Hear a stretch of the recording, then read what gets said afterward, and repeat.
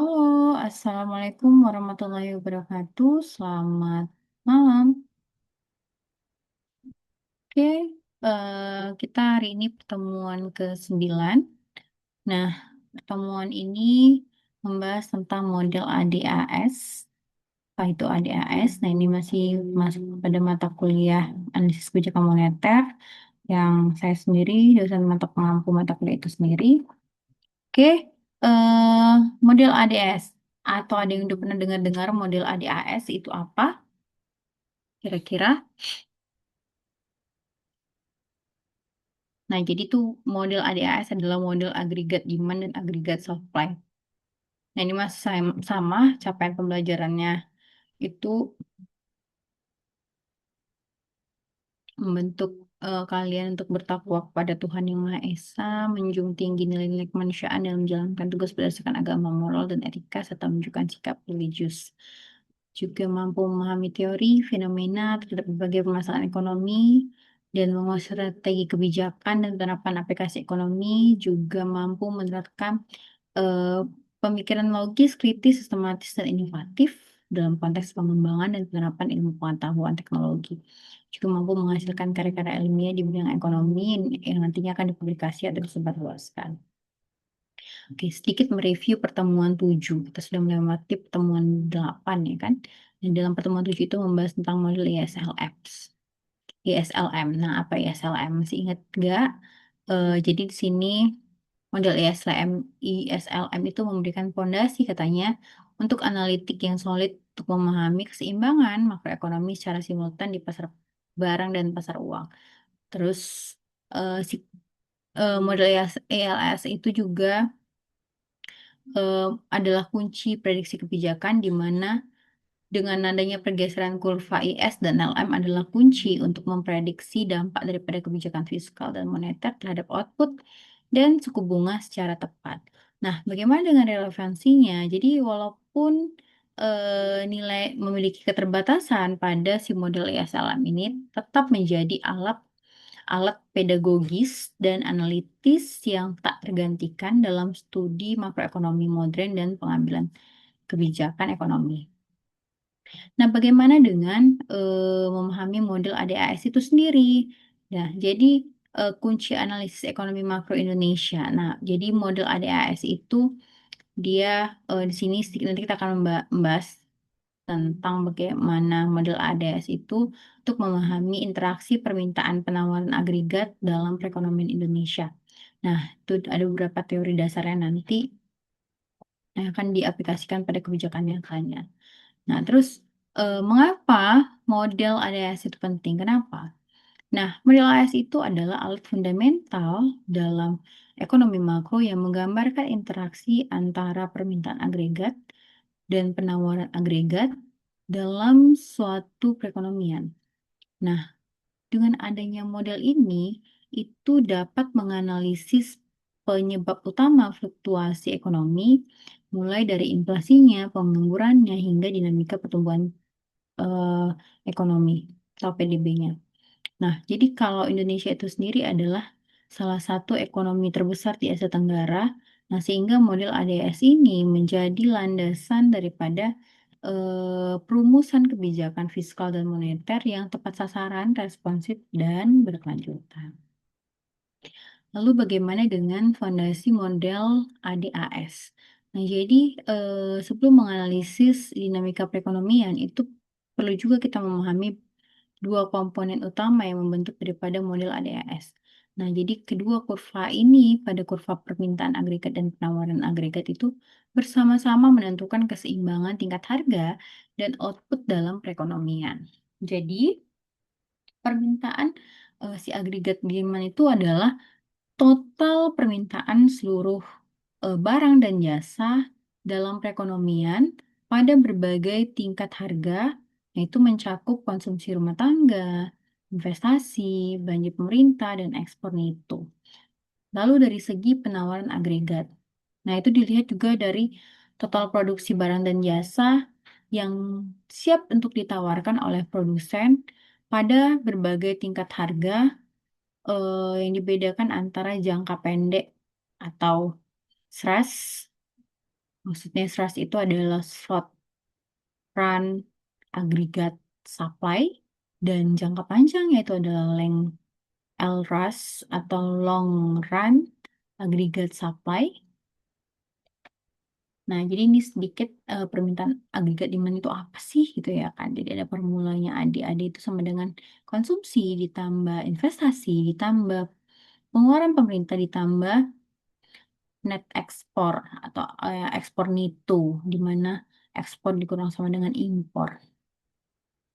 Nah, jadi kurva AD dan karakteristiknya itu menggambarkan kalau hubungannya itu adalah negatif antara tingkat harga umum dan jumlah output real yang diminta. Itu artinya ketika tingkat harga naik, jumlah output yang diminta dalam perekonomian akan menurun. Dan sebaliknya, kalau kurva ini memiliki kemiringan ke bawah dari kiri ke kanan.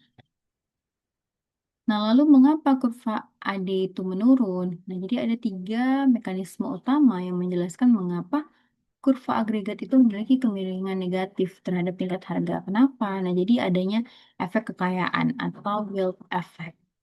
Nah, wealth effect ini adalah ketika tingkat harga itu naik, maka nilai real kekayaan masyarakat, seperti misalnya tabungannya atau aset keuangannya itu akan menurun.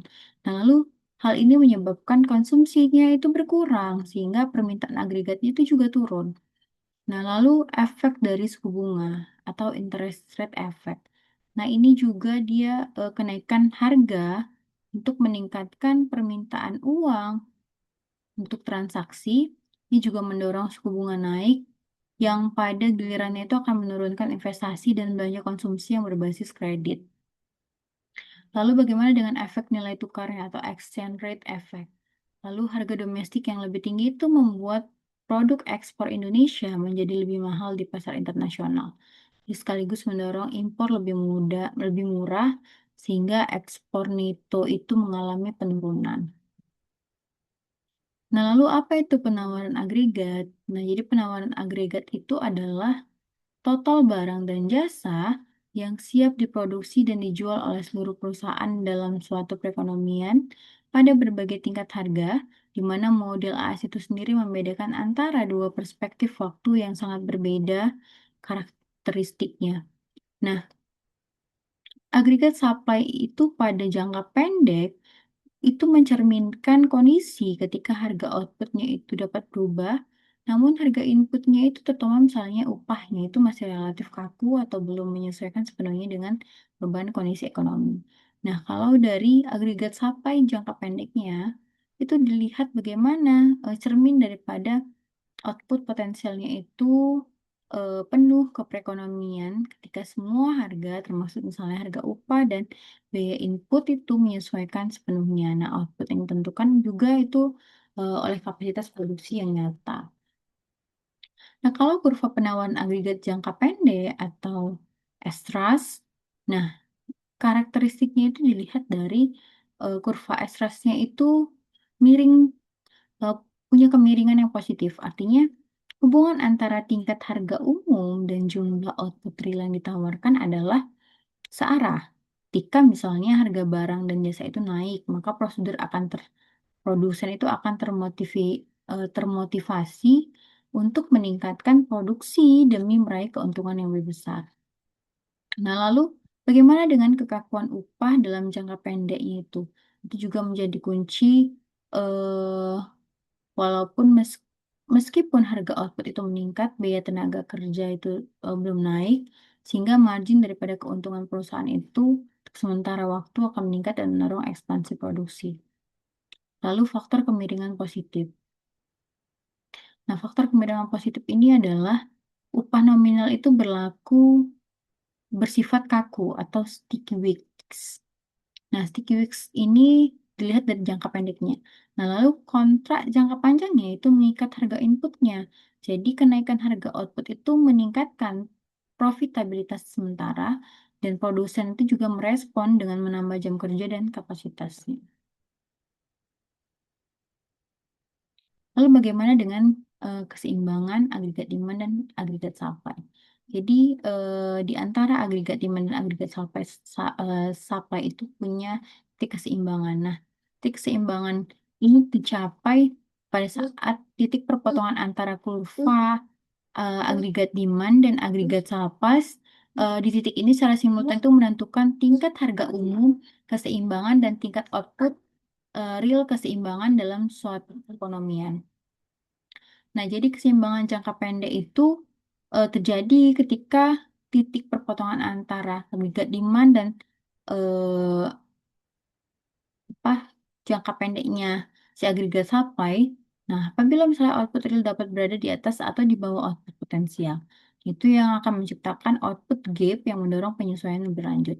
Nah, kalau misalnya keseimbangan jangka pendek itu terjadi ketika misalnya si agregat demand, eh, agregat supply pada jangka pendek dan agregat supply pada jangka panjang itu berpotongan di satu titik yang sama, sehingga perekonomian itu beroperasi pada output potensialnya dengan tingkat pengangguran alamiah. Nah, dari segi mekanisme penyesuaian, nah dilihat dari bagaimana eh, perekonomian itu berada di luar keseimbangan jangka panjang pada perubahan ekspektasi upah dan harga input yang akan menggeser eh, apa namanya jangka pendek si agregat supply-nya itu hingga keseimbangan jangka panjangnya terjadi kembali tercapai. Nah, lalu eh, ada keseimbangan makroekonomi dilihat dari tingkat harga dan output.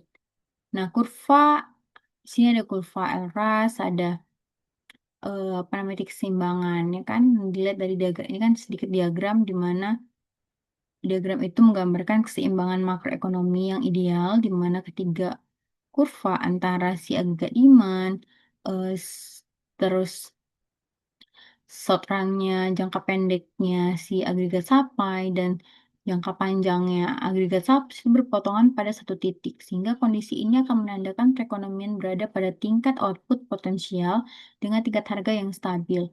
Nah, situasi yang menjadi tujuan kebijakan ekonomi makro. Lalu, pergeseran kurva AD dan dampaknya. Nah, kurva AD atau agregat demand itu bergeser ke kanan atau meningkat, atau ke kiri atau menurun. Nah, itu akibat dari beberapa faktor. Jadi, setiap pergeseran itu menciptakan dampak yang berbeda, sehingga harga dan output dalam perekonomian itu juga akan berubah, ya kan? Nah, di sini kalau misalnya terjadi perubahan konsumsi, di mana kepercayaan konsumen yang tinggi itu mendorong belanja rumah tangga menggeser si agregat demand ke kanan, sebaliknya ketidakpastian ekonomi itu menekan konsumsi. Nah, lalu perubahan investasi.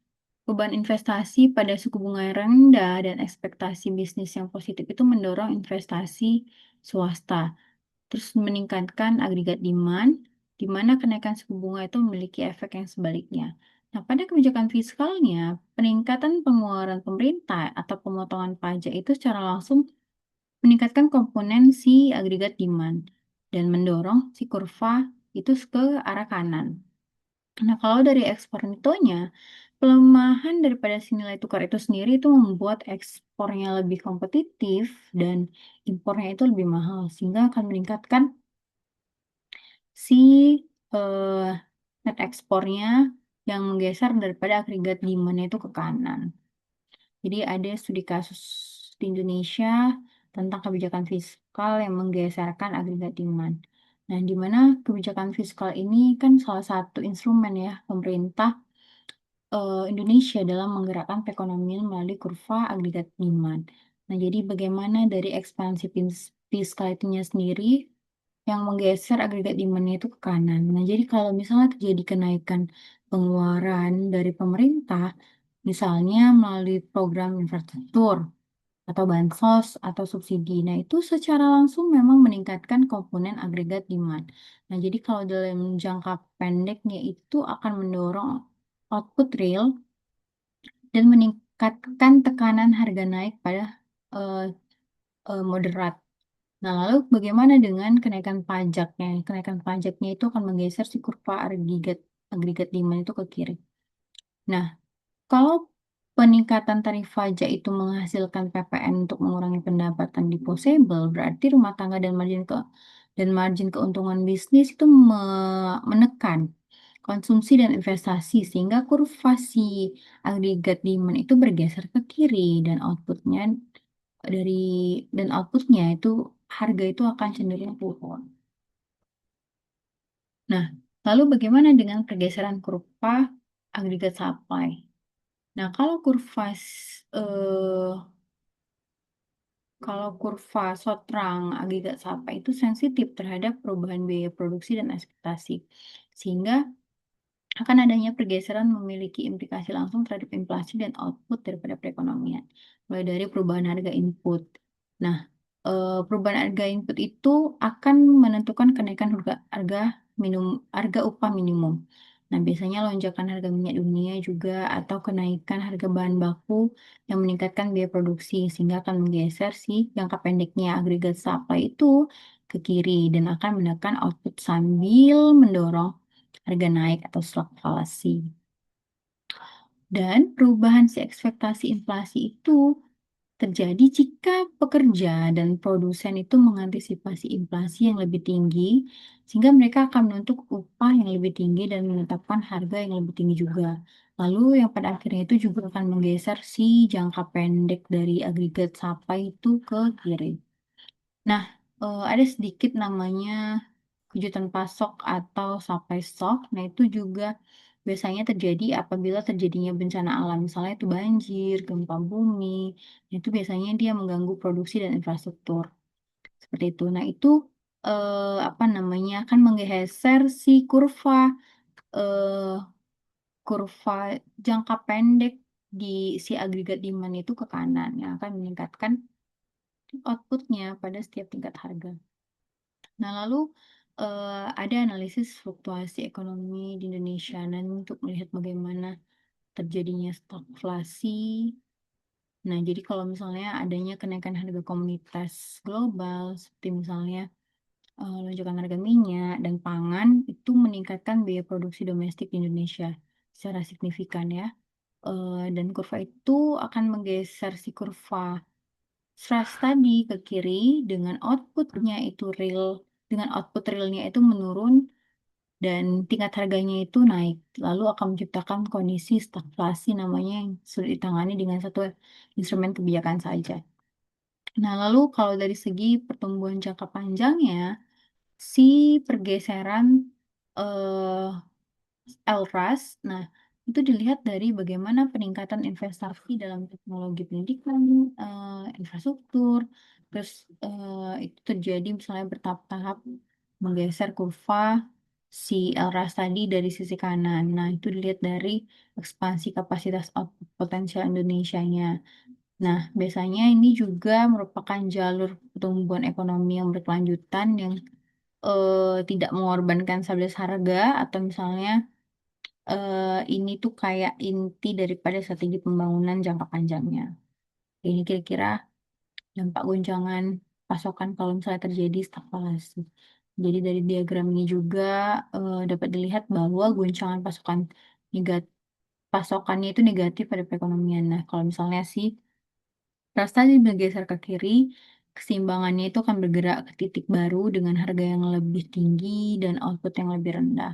Lalu stagflasinya itu yang dialami Indonesia saat krisis harga komoditas global dan gangguan rantai pasok pandemi itu. Ini sedikit gambaran klasik ya dari terjadinya krisis global.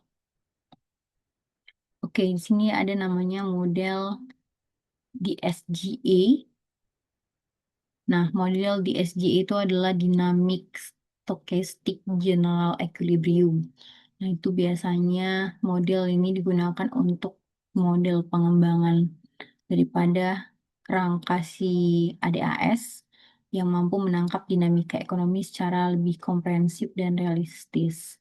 Nah, biasanya model ini juga itu digunakan sama Bank Indonesia pastikan atau misalnya lembaga-lembaga riset ekonomi eh, untuk analisis kebijakan. Seperti itu. Jadi ada namanya fiksi ekonomi real. Nah, itu biasanya menangkap kekakuan harga dan upah biaya penyesuaian investasi dan ketidaksempurnaan pasar yang relevan untuk konteks Indonesia. Atau misalnya adanya guncangan spesifik itu juga mampu memodelkan guncangan spesifik seperti volatilitas harga komoditas ekspor, perubahan aliran modal asing, dan tekanan nilai tukar. Nah, juga simulasi kebijakan itu juga biasanya dari memungkinkan simulasi dampak berbagai skenario yang dilihat dari kebijakan fiskal dan moneter sebelum diimplementasikan untuk mengurangi kebijakan yang kontraproduktif. Memodelkan kompleksitas ekonomi Indonesia. Jadi model DSGI ini menghubungkan berbagai variabel makro, misalnya konsumsi rumah tangga, investasi perusahaan, kebijakan moneter, terus kebijakan fiskal, dan dinamika-dinamika sektor eksternal lainnya. Nah, itulah satu sistem yang saling berinteraksi secara dinamis. Nah, sehingga biasanya model ini tuh memungkinkan untuk pembuat kebijakan memahami efek spiller effect namanya atau efek rambatan dari satu kebijakan terhadap seluruh perekonomian yang terjadi secara lebih akurat seperti itu. Jadi ini kira-kira tantangan dan prospek ekonomi di Indonesia, pertumbuhan ekonominya yang didorong sama permintaan domestik, terus dilihat dari proyeksi inflasinya, lalu dari target pertumbuhan jangka panjang yang biasa dilihat untuk meningkatkan produktivitas modal manusia, yang mana akan menggeser si kurva rasa di tekanan secara konsisten. Nah, sedikit kesimpulan tentang model ADSS. Nah, model ADSS ini bukan sekedar konstruksi teoritis, ya kan. Ini adalah kerangka kerja analitis yang sangat praktis untuk membuat kebijakan ekonom dan analis untuk memahami dan merespon bagaimana dinamika-dinamika ekonomi. Nah, jadi dilihat dari kerangka kerjanya yang kuat, yang dia dapat menganalisis untuk memahami hubungan antara harga, output, inflasi, dan pengangguran dalam jangka pendek maupun jangka panjangnya. Terus dilihat dari kebijakannya. Jadi ini untuk kebijakan ADAS ini untuk membantu pemerintah dan Bank Indonesia untuk merancang respon daripada kebijakan fiskal dan moneter yang tepat untuk menstabilkan ekonomi pada saat krisis ekonomi sehingga dapat mendorong pertumbuhan yang berkelanjutan. Lalu ada relevansi daripada tantangan globalnya. Jadi kalau pergeseran kurva ADAS ini biasanya itu untuk menghadapi guncangan-guncangan eksternal seperti misalnya volatilitas harga komoditas atau misalnya terjadinya perubahan suku bunga global. Nah, itu 6 model inilah yang digunakan oleh si pemangku kebijakan untuk mengambil regulasi-regulasi daripada permasalahan krisis ekonomi seperti itu. Oke, ini ada sedikit diskusi, mohon dikerjakan. Nanti latihan-latihan soalnya juga ini ada di pertemuan ini, nanti mohon dikerjakan dan dikumpulkan di pertemuan akhir pertemuan 16 pada saat UAS. Nanti akan saya kirimkan link kantong tugasnya, jadikan dalam satu file, dalam soft copy, sama seperti pertemuan 1 sampai 7 yang dikumpul di UTS kemarin. Oke, baik, terima kasih. Assalamualaikum warahmatullahi wabarakatuh. Selamat malam.